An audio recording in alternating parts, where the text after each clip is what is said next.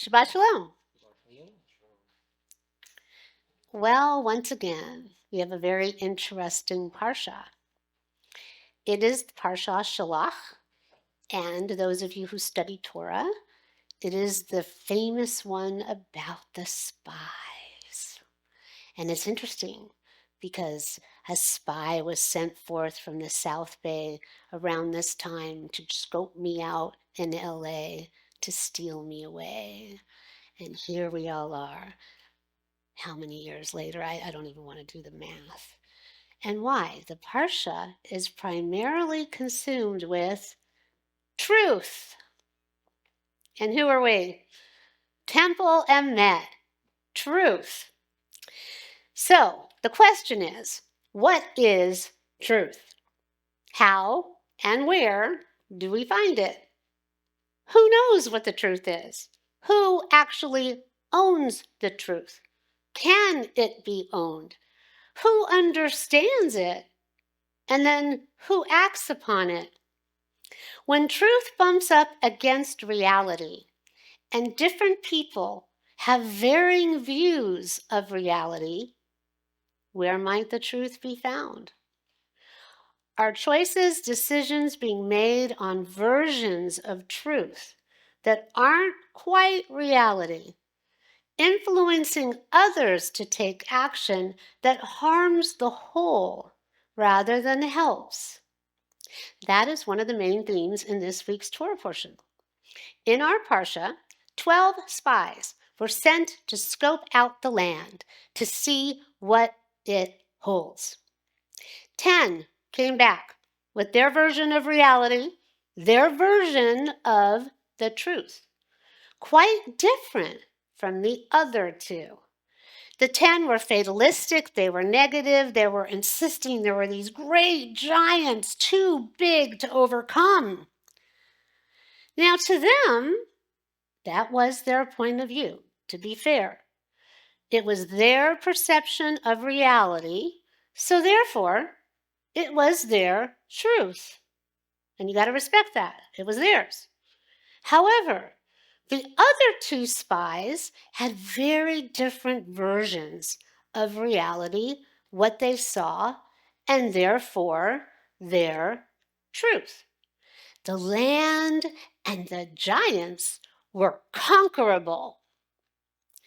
The Israelites were condemned by God for the report from the first 10, doomed to die out in the wilderness until the next generation, led by the last 2, could take over and go forth.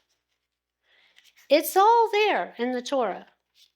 Now, sometimes reality can be skewed, and the results of the negativity can be so harmful that it threatens the whole. The reality of different versions swirl around, and they're said so many times that it can actually become a seeming truth, when it actually may not be the reality of what the truth really is. When you have an accident, 2 people can see it. They're both sure of what they saw. Different versions of the truth. It doesn't mean that one is right and one is wrong. It's all perspective. In the end, in this story and in the story of our lives, in every ending, there is the seed for a new beginning, a new chapter, because the Torah is truly the ultimate, never-ending story. And it is our story. Zvi Freeman has a wonderful story relating to this very thing in this parsha. He wakes up to discover a little truth. Now, it seemed like a truth to him, but he so desperately wanted to make sure, he decided to consult some local experts. So, he went to the most famous one, philosophersforhire.com. The philosopher held the truth in his hands and shook his head. No, it doesn't really feel like a truth to me. Sri asked why not. He said, how is this little truth going to do anything? You know what? It just doesn't add up. It doesn't make any sense to me. And Sri protested, but wait, it makes perfect sense to me. It is my truth.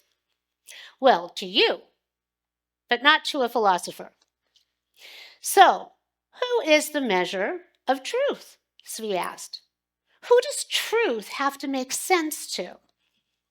So, the philosopher said, look, you wanted an expert opinion and you got one. However, on the other hand, you might want to see a scientist about this because sometimes they have a very different set of truths. Notice, a different set of truths. So he goes to the scientist, and the scientist said, okay, so let me see your little truth. He goes, it's right here. And the scientist says, well, I don't see it. I have to see it. You have to prove it to me. Perhaps you have some other way of verifying its existence. Well, Svi struggled to find some kind of evidence that the scientist would accept, who then explained that none of it would fit into any of the current paradigms. So Svi thought about it for a moment and said, maybe we could make up a new paradigm. But the scientists didn't feel that such a little truth would warrant a whole new paradigm. Because as you know, paradigms are a major investment nowadays. So he's thinking about this. All right, I'm willing to take a risk, even for a very little truth. So he said, okay, I am going to send you to a venture capitalist who funds little truths and new paradigms. Maybe he can help you. So Svi showed the little truth, and all this guy wanted to know is, what could this truth do? Well, Svi hadn't thought about that yet. And so the little truth was jumping up and down. Oh, please, oh, please, oh, please, let me do it, let me do it, let me share my truth. I know what I can do. And he looks at the interior of his own truth and says, well, you may think it'll work, but is it going to work for a venture capitalist? Truth just seemed so inadequate in relation to the real world. Svi was brokenhearted, so he went home. And so he decided home is where he found his little truth, and that's where it was going to stay. However, this wasn't good enough for the little truth. The little truth would not leave him alone. It kept pleading, please try me, test me out, see how I can work, give me a chance, share me with the world, let me out, listen, listen, listen. And Svi said, truth, you just better stay at home in my mind. Because after all, the philosopher didn't believe you, the scientist couldn't see you, the venture capitalist wouldn't invest in you. So what are we to do? And the truth exclaimed, there is only one way to find out. You need to take a risk. But Svi wasn't willing to take the risk. So the little truth began to cry. Since the beginning of creation, it pined, I have waited to be born into this world, but you will not let me out. I will never be the truth entirely until someone will let me place my feet on the ground and do something real. Be real. Please let me be born. So Svi tried to contemplate this, and he said, okay, fine, little truth, lo and behold, we'll go ahead. We'll try you out. And he was amazed to discover, little by little by little, the little truth, the little application started to work. And one truth after another, after another, after another. When he had faith, his life significantly was enlightened. So since then, they have successfully uncovered many other little truths, and some larger ones as well. And all of them got to be real. So the situation was the same for the spies. It is said that Moses stated that God gave everyone Torah at Sinai. It is the ultimate truth. It is called the way.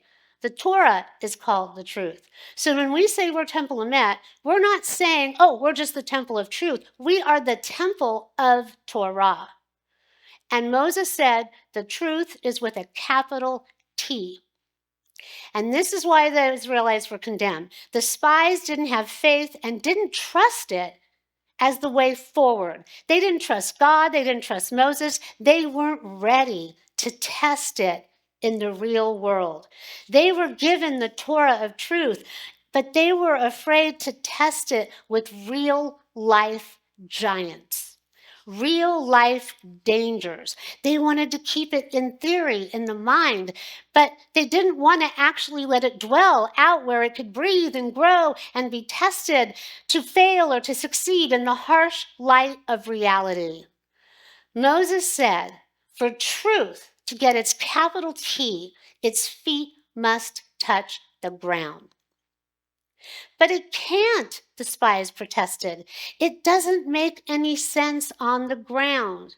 Leave it in the air, where it does make some sense, with you. But Moses said, truth doesn't have to make sense to you or to anyone else. In fact, if it's really the truth, nobody will really fully grasp it. It is an evolution. It is an evolving thing. So the spies exclaimed, you can see for yourself, the world is not ready for truth with a capital T. The world will swallow it alive. What is happening today? We're all going to get swallowed up like Jonah and the whale. We don't know what's going on. But Moses, and this is why we dwell in Torah, he saw the truth in all of its glory, and he believed in it more than he believed in anything in this world. And he said, truth is real, and it will be real, and we are going to make it real. And eventually, that is what the Jewish people did. That is what we are doing. We are Temple Emet, Temple of Truth, the temple supporting this Torah as best we can. From the beginning of time to today and beyond, humanity will have varying versions of truth, and they will fight to the death to prove that their version is right.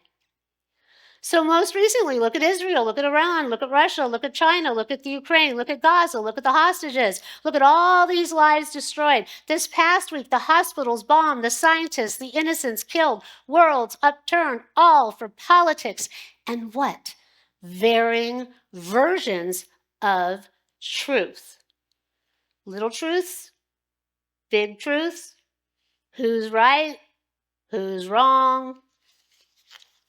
It would seem, in the end, everyone loses. But humanity as a whole is resilient, Jews especially. The nation of Israel was born out of the Holocaust and from the ashes of one man's demented reality and misguided perception of the truth, his truth.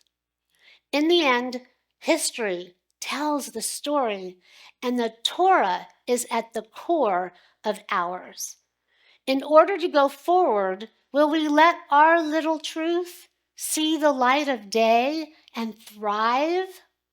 Will we hold fast to promote positivity and light in order to continue to reveal the promise, like the two spies who chose positivity with a belief that going forward was better than staying behind, and an entire generation lost out on the promised land? We as a community, we as a people, we as a collective world are all standing at the same precipice as the Israelites of those days gone by. Will we go forward? What will our truth be? What will we fight to keep glowing and growing for as we reach to the next chapter? Because there's always going to be another chapter until our chapter here on this life plane is finished, and then we get some new one in the heavenly realm. Our new beginning in our never-ending story is here with us today, in this room, online, people that have just come, Bart just joined. I like this man. He brings his check and fills out his paperwork later. We just all have to keep moving. Like the world spinning and spinning. At one point in time, everyone thought the world was flat. And then what? The truth shifted, and we all learned that it was round.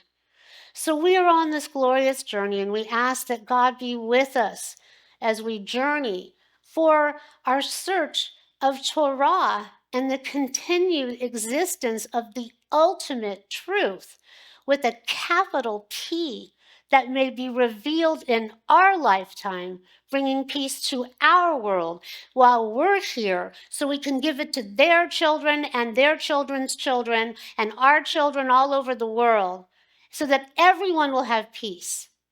Ken Yehi Ratzon, may it be God's will. Shabbat Shalom.